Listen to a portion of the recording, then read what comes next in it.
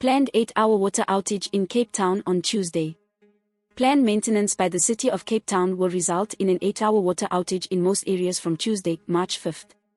The City of Cape Town said zero pressure tests, ZPT, and conditional assessments will be done on the water supply network in the following areas. Tuesday, March 5th from 10 o'clock until 1600 hours, Bellville South, Biroma, Glenhaven, Labians and Castles-Vlei.